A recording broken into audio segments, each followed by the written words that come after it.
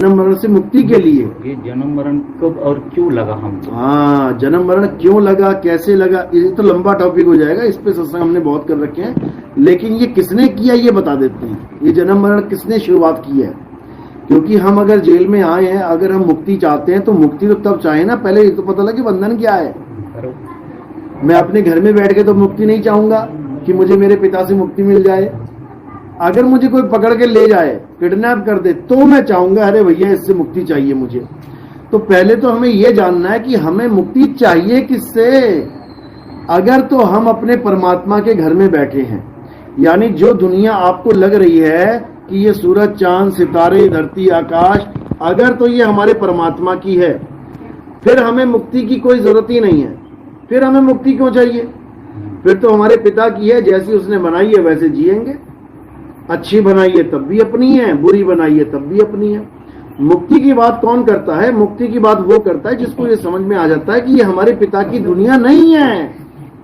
तभी तो कह रहा है ना, मुझे इस संसार सागर से मुक्त करो। तो ये संसार किसी परमात्मा का बनाया नहीं है। अगर तुमने ये मान लिया कि ये परमात्मा ने बनाया है, तो काहे की मुक्ति, कैसी मुक्ति? फिर तो उस संसार में रहो, उसमें आनंद लो। फिर क्यों बैरागी जीवन जी रहे हैं लोग? बताओ, कृष्ण भगत भी बैरागी बने पड़े हैं। अरे कृष्ण जी ने दुनिया बनाई है तुम्हारे हिसाब से, तुम सीधे कृष्ण जी को कहो कि दुनिया को समेट दो, खत्म कर दो। कितने युग बीत गए, कितनी बार जन्म मरण का चक्कर चल गया, ये क्यों नहीं खत्म कर रहे हैं? बताओ जरा, कारण क्या है? सारी दुनिया बना के फिर कहते प्रलय हो जाएगी, लो फिर खत्म कर दिया। फिर बना के फिर प्रलय हो जाएगी, महाप्रलय हो जाए। अरे फायदा क्या फिर इसको बनाने का? समझ रहे हो? ऐसा मटका बना रहे हो जो मटका बनाने के बाद, इतनी मेहनत करने के बाद, सजाने के बाद तुम फिर तोड़ दोगे उसको, फिर उसकी चूरी चूरी चूरी करके फिर बना दोगे। ऐसा तो कोई पागल ही कर सकता है। पागल होगा कोई एक आदमी जो काम करने के बाद बिगाड़ के फिर काम करे, फिर तो दुनिया खुद ही कहे अरे पागल है क्या, इतनी मेहनत से बनाया तोड़ दिया सारा, ये पागल है ये। तो बनाना बिगाड़ना किसी समझदार इंसान का तो काम नहीं। तुमने भी मकान बनाया होगा अपना, बनाया। ले चले बुलडोजर तोड़े ले चले तोड़े, तुम्हारी रूह कांप जाएगी। अरे भैया मैंने बड़ी मुश्किल से बनाया है, अब नहीं तोड़ेंगे इसको। वो भी तो बना रहा है, वो भी तोड़ रहा है। समझो, आ रही बात समझ में? हाँ, कुछ कुछ आ रही है। ये कुछ कुछ ही बहुत कुछ हो जाएगी। समझे? जब दिमाग लगाओगे, बुद्धि लगाओगे, विवेक लगाओगे। मैं सारी उम्र मर गया, मकान बनाता, दुकान बनाता, सारी जवानी सारा बुढ़ापा गला दिया मैंने। के मकान बनाते उसने एक बार हिलाना है, जग जग जग जग जग, और सारी बिल्डिंगें धराशायी। बताओ कैसा परमात्मा है भाई, कैसा परमात्मा है। सारी उम्र की कमाई मैंने लगा दी, फैक्ट्री लगा दी, उसमें भग भग भग करके आग लग गई, सब स्वाहा। कैसा परमात्मा है। मर गया मैं, शादियां करता, खर्चे करता, बीवी लाके बच्चे पैदा करता, पता लगा एक ही एक्सीडेंट में पूरा परिवार ही निकल गया। कैसा परमात्मा है। फिर अकेले रह गया मैं बुढ़ापे में, हाथ फैलाता। कैसा परमात्मा है। लानत है ऐसे परमात्मा पे, लानत है ऐसे परमात्मा पे जो ऐसा गंदा संसार बना दे। गंदा संसार जिससे मुक्ति पाने के लिए सब संत सत्संग भी कर रहे हैं, नाम दीक्षा भी दे रहे हैं, लेकिन किसी की इतनी हिम्मत नहीं हो रही है कि कोई ये कह दे कि ये संसार परमात्मा ने नहीं बनाया। डरते हैं सब। किससे डरते हैं पता है? किससे डरते हैं? निरंजन से डरते हैं, काल निरंजन से डरते हैं। कहीं हमारी खाल ना खींच दे। उसका नाम काल इसीलिए है क्योंकि खींचता है वो सबकी खाल, किसी को नहीं बख्शता वो। समझ लो, उसके खिलाफ बोलने का दम केवल एक के पास ही है, और वो कौन है?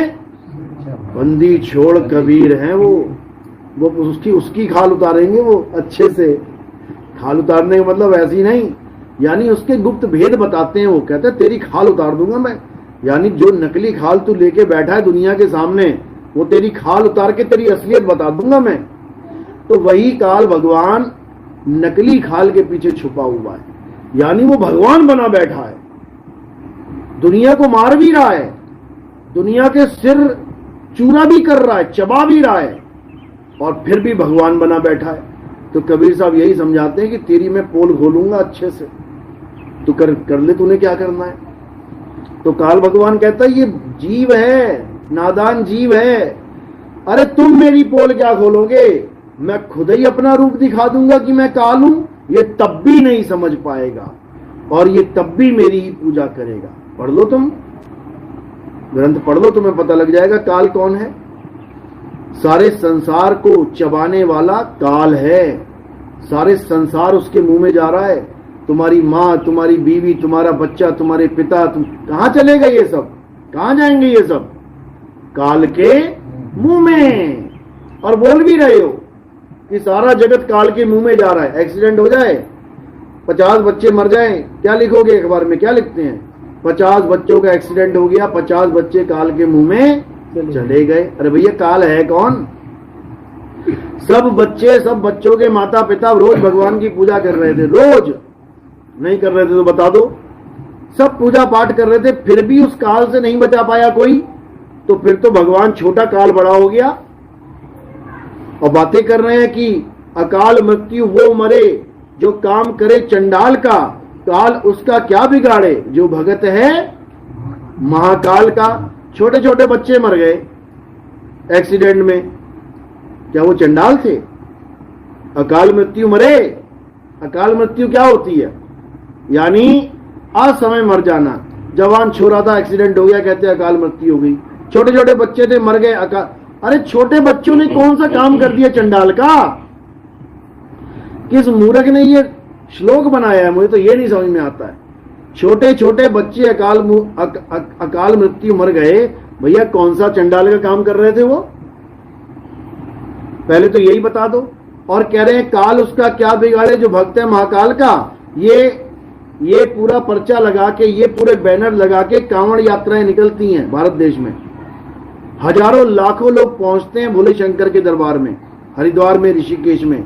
और तुम रास्ते में देखते जाना, एक्सीडेंट हो रहे हैं, गाड़ियां चढ़ रही हैं, भगत लेट गए हैं, मर गए हैं सारे, और फिर भी जयकारे लग रहे हैं काल उसका क्या बिगाड़े भगत है। वो भगत का, महाकाल का भगत वो लेटा पड़ा है, वो काल खा गया उसको रास्ते में। हरियाणा में एक ही गांव के 24 लड़के एक ही गांव के मारे गए, कांवड़ ले जा रहे थे। 24 लाशें जिस गांव में एक साथ जली हों, और जवान लड़कों की, उनके माँ बाप से पूछो जाके क्या बीत रही है दिल पे। लेकिन अभी भी समझ में नहीं आ रही कि काल उसका क्या बिगाड़े जो भक्त है महाकाल का। यहां महाकाल के भगत को छोड़ा ही नहीं जा रहा है, काल पकड़ के गर्दन मरोड़ दे रहा है, क्योंकि इन बच्चों को, इन नादानों को ये पता ही नहीं है कि काल है कौन। अरे काल 3 लोग को अपने मुंह में टॉफी की गोली की तरह रखता है। अभी तुम्हें नहीं पता वो काल कौन है। वो काल कौन है, अलख निरंजन, जो हीरो बना पड़ा है और उसको कोई जानता नहीं है वो कौन है। किसी से भी तुम पूछ लेना, भाई साहब अलख निरंजन की फोटो चाहिए, किसी से भी, पूरे भारत में ऐसा कोई बिरला होगा जिसने ये नाम ना सुना हो। सबने सुना है अलख निरंजन, है कोई ऐसा जिसने नहीं सुना? सबने सुना होगा। और जिसने नहीं भी सुना होगा उसको ये गुरु लोग सुनवा देंगे अच्छे से, जपो ज्योति निरंजन, ज्योति निरंजन, वही है। तो उस अलख निरंजन को कोई नहीं जानता। उस अलख निरंजन को कौन जानता है? केवल कबीर साहब, वो जानते कि ये निरंजन क्या है। उन्होंने बाणियां लिखी हुई हैं इसके ऊपर, साधो निरंजन जाल पसारा। बताओ, जिसको तुम महिमा गा रहे हो, अलख निरंजन सब दुख भंजन, कबीर साहब कह रहे हैं इसी ने जाल बुन रखा है, इसके जाल को समझ लो, नहीं तो हालत खराब हो जाएगी। तो इसी अलख निरंजन से बचाने के लिए सदगुरु बंदी छोड़ इस संसार में आते हैं, उनका और कोई काम नहीं है। इस काल के जाल को तोड़ने के लिए वो आते हैं। कह रहे 3 लोक एक जेल है, पाप पुण्य 2 जाल, सारा जग भोजन बना, खाने वाला काल। सारा जग भोजन है उसका। कौन सा महाकाल का पुजारी और कौन सा अकाल का पुजारी, सारे उसके मुंह में जाएंगे, सब के सब जाएंगे, बच के दिखाए कोई? तो कौन बचेगा? बचना चाहो काल जाल से, चीनो शब्द हमारा, और कहे कबीर अमर कर राखूं, जो निज होए हमारा। जो हमारा हो जाएगा वो बच जाएगा, और जो हमारा नहीं होगा वो मरने के लिए तैयार रहे। समझ में आई बात? और कोई सवाल? सवाल है, ये काल को किसने बना दिया? काल को किसने बना दिया? तुम घर तक पहुंच जाओगे काल के पूछ पूछ के। वही तो जाना है, वही तो काल समझ लो क्या है। अरे काल काल सब कोई कहे, काल न चीने कोई, और जितनी मन की कल्पना, ये काल कहावे सोए। ये मन ही काल है, और उसका हथियार क्या है? कल्पना। ये जितनी भी मन की कल्पनाएं हैं, ये काल और उसका हथियार है। अब ये काल को किसने बनाया है समझ लो। कोई भी चीज बनी हुई है बिना आत्म तत्व के नहीं बन सकती। बिना आत्मा के कोई चीज नहीं बन सकती। मंदिर बना है, किसने बनाया? आदमी ने। जड़ तत्व से बनाया ना ये तो। किसने बनाया? एक मकान बनाते ना, अच्छा, किसको लगाते मकान बनाने में? हाँ, कारीगर लगाते ना। वो कारीगर किसकी वजह से चल रहे हैं? आत्मा की वजह से। तुम शिवलिंग की पूजा करो, तुम गणेश जी की पूजा करो, तुम किसी की पूजा करो, किसकी वजह से कर पा रहे हो? आत्मा। बिना आत्म तत्व के कोई पत्ता नहीं हिल सकता। समझ रहे हो? बिना आत्मा के कुछ नहीं हो। आत्मा का पुत्र ही काल है। काल यानी मन। मतलब परमात्मा अलग हो गया और आत्मा? बिल्कुल, परमात्मा का पुत्र नहीं है काल।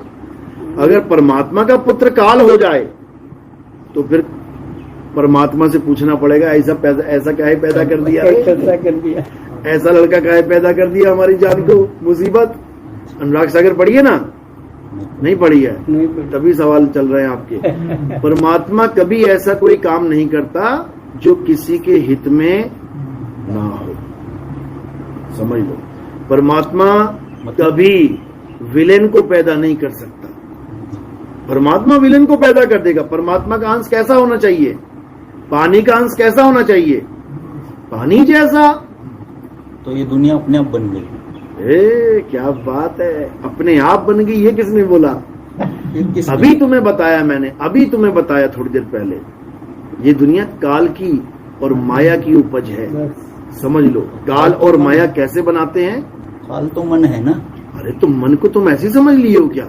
अभी तुम ये कपड़े किसके कहने पे पहने तुमने ये वाले? मन के कहने। साबुन कौन सा लगाते हो? मन पसंद। चाय में या दूध में क्या पसंद है? दूध पसंद है। किसको? मेरे मन को। समझ में आया? सारे काम किसकी वजह से कर रहे हो? मन की वजह से। फिल्म भी देखने जा रहे हो ना, कौन सी देखने जा रहे हो? मन पसंद। जो मन पसंद नहीं होगी ना, ये नहीं देखूंगा। क्यों? मन देखने जा रहा है। तो मुक्ति अब क्या चीज है? मन से ही मुक्ति प्राप्त करनी है। मन को मार गगन चढ़ जाई, और मान सरोवर बैठ नहाई। मन से मुक्ति ही आपकी असली मुक्ति है। मन से हार ही तुम्हारी हार है, और मन से जीत ही तुम्हारी जीत है। मन के हारे हार है, और मन के जीते जीत। और कहें कबीर गुरु पाइये, मन ही के प्रतीत। समझे? तो इसलिए सबसे पहले हमें ये जानना है कि सृष्टि बन कैसे रही है। सृष्टि दो प्रकार की है, एक जड़ सृष्टि और एक सूक्ष्म सृष्टि। जड़ सृष्टि क्या है? ये जो तुम्हें दिख रही है, जड़ यानी पंच भौतिक जो है जड़ सृष्टि। और सूक्ष्म सृष्टि क्या है? जो तुम्हें सपने में दिख रही है। ये वाला मकान तुम्हें यहां दिख रहा है जागते हुए, और एक मकान और दिखेगा सोते हुए। वो किसने बनाया? मन और माया ने मिलके कल्पना में बना रखा। वो तुम्हें आभास करवाया जा रहा है कि तुम महल में हो, तुम खजाने पे बैठे हो, मजे कर रहे हो। इतने में एक शेर आ जाएगा वहां पे, तुम कहोगे बाप रे ये कहां से आ गया? वो है नहीं वहां पे, लेकिन तुम्हें दिखाया जा रहा है, कल्पना करवाई जा रही है। काल काल सब कोई कहे, काल न चीने कोई, जितनी मन की कल्पना। काल का आवे सोए। अब वो कल्पना को तो तुम एक तरफ एक एक बार में तो छोड़ भी सकते हो कि चलो कोई बात नहीं, सपना था। लेकिन ये कल्पना इतनी स्ट्रांग है, देखो नकली है कि असली? हाँ, असली। नकली है, नकली है ये असली है कि नकली? देखो आवाज आ रही है, असली है ना? लग रहा है नकली है। कैसे? जैसे सपने में जाके तुम्हारे पीछे शेर दौड़ रहा हो और मैं तुम्हें वहां पे जाके कहूं ये असली है कि नकली, तुम कहोगे भैया हट जाए, मेरे पीछे पड़ा है, मुझे भागने दे। असली लग रहा है ना? ऐसे यहां पर ये असली लग रहा है, ये भी कल्पना है तुम्हारी। ये पूरा जीवन तुम्हारा कल्पना में जी रहे हो। मेरा बाप, मेरी बेटी, मेरा भाई, मेरा चाचा, मेरा दादा, मैं ज्ञानी, तू अज्ञानी, मैं ऐसा, तू वैसा, सब कल्पना है। ये सपना चल रहा है। ये सपना कब टूटेगा? जब ये शरीर छूटेगा। वो सपना कब टूटा? जब वो शरीर छूटा। शेर ने तुम्हारे ऊपर हमला किया, शेर ने तुम्हें दबोचा, उसी वक्त क्या हुआ? तुम भाग आए वहां से। कहां भाग आए? कहां भाग आए? स्थूल शरीर में भाग आए। कहां से भाग के आए थे? सूक्ष्म शरीर से। अब तुम वहां से भाग आए, अब तुम्हें लगा शुक्र है भैया पहुंच गया अपने घर। अभी नहीं पहुंचा, अभी तो एक जेल में से निकल के दूसरी जेल में पहुंच गया। दोनों जेल हैं। ये स्थूल जेल है, वो सूक्ष्म जेल है। सूक्ष्म में से भाग के स्थूल में पहुंच गया तो सोच रहा है कि मैं तो निकल गया। यहां से भी नहीं निकला भैया अभी, क्योंकि यहां से फिर रात में वहीं पहुंच जाएगा। नहीं पहुंचेगा। रोज तुम दो शरीरों में वास करते हो, स्थूल में भी जीते हो, सूक्ष्म में भी जीते हो। 18 घंटे स्थूल में जी रहे हो, 6 घंटा सूक्ष्म में जी रहे हो। रोज बदल रहे हो तुम अपना शरीर। लेकिन ये माया इतनी चतुर है कि तुम्हें पता भी नहीं लगने दे रही है कि तुम एक साथ दो जीवन जी रहे हो। समझ लो। और करना क्या है? उधर से भाग के इधर आना है, इधर से भाग के उधर जाना है। ये पूरा दिन चलता रहेगा, पूरी उम्र चलता रहेगा ये। लेकिन जब अंत समय आएगा, जब यमराज आएगा, यमदूत आएंगे, जब इसको खाली करवाएंगे परमानेंट, फिर कहां जाओगे? कहां जाता है बंदा? इस शरीर को छोड़ के कहां जाओगे? दूसरी कहां जाओगे? कौन से जगत में? काल की सिस्टम बनाया है ना काल ने, 84 का। काल ने तो बनाया है, लेकिन जाओगे कहां? स्थूल तो खत्म हो रहा है ना तुम्हारा। वो तो एक दिन होना ही है। देखो, सूक्ष्म से भाग के स्थूल में आते हो कब? जब जागते हो। तब सूक्ष्म से आए, स्थूल में पहुंच गए। इसलिए पहुंच पा रहे क्योंकि स्थूल है। जब स्थूल नहीं रहेगा, खत्म। अब कहां जाओगे? स्थूल को छोड़ के कहां जाओगे? रोज चल रहा था ना, स्थूल से सूक्ष्म, सूक्ष्म से स्थूल। अब स्थूल खत्म हो गया, अब कहां जाओगे? कहां जाओगे? कहां पे? हाँ, सूक्ष्म में जाओगे। चल रहा है। सूक्ष्म तो वो है ही ना। सूक्ष्म में जाओगे। यमराजा कैसे पकड़ेगा? यमदूत कैसे मारेंगे? स्थूल को पीटेंगे क्या? लाश पड़ी रहेगी। एक बच्चा था छोटा सा, कहता गुरुजी मेरे पापा की डेथ हो गई।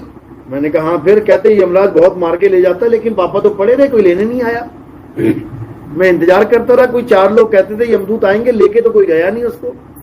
मैंने कहा यमदूत ही लेके गए 4, लेकिन तुझे दिखे नहीं वो जो 4 लोग लेके जाते हैं ना, वो यमदूत ही हैं। लेकिन तुम्हें लग रहा है ये चाचा है, ये मामा है, ये काका है, ये भैया है। कोई काका मामा भैया नहीं है, यमदूत ही लेके जा रहे हैं। ये स्थूल वाले यमदूत हैं, और जो सूक्ष्म वाले हैं उसके लिए गरुड़ पुराण लिखा हुआ है पूरा। वो पकड़ पकड़ के मार मार के लेके जाएंगे। तो सबकी पिटाई होनी है, सबको मारे जाना है। लेकिन एक रास्ता और है बचने का। अब वो रास्ता क्या है? जैसे फिल्मों में देखा होगा, कोई जेल में बैठा हुआ है गुंडा, या कोई ऐसा हीरो जो गलत आरोप लगा के उसको डाल दिया गया जेल में। अब उसको दूसरी जेल में शिफ्ट करवाना है। तो क्या हो रहा है? इधर से तो खाली किया उसको, अभी पहाड़ी पे चल रहे हैं। इतने में क्या हुआ? हीरो के दोस्त आए हेलीकॉप्टर से और 2-4 बम फेंके इधर उधर, और सारा धुआं धुआं धुआं हो गया। पुलिस वाले आंखें मल रहे हैं, और इतने में वो गायब। अब उधर से फोन आ रहा है, हाँ आए कि नहीं आए? अरे चले तो थे, रास्ते में कैदी फरार हो गया। यानी अब इधर से भी निकल गया और उधर भी नहीं पहुंचा। यानी स्थूल से भी निकल गया, क्योंकि अब स्थूल से निकल गया और सूक्ष्म में नहीं पहुंचा, बीच में ही फरार हो गया, उसको कहते हैं जन्म मरण से अलग। मुक्ति। यही बताने आए हैं कि स्थूल तो छोड़ना ही पड़ेगा, कोई नहीं बच सकता, चाहे कोई संत होए, चाहे कोई महंत होए, चाहे कोई भगत होए, चाहे कोई भगवान होए। भगवान कृष्ण आए, भगवान राम आए, छोड़ के नहीं गए क्या? पैर में तीर लगा कि नहीं लगा? एक वाणी महाराज याद आ रही है, हाँ, कबीर साहब की, अमर करूं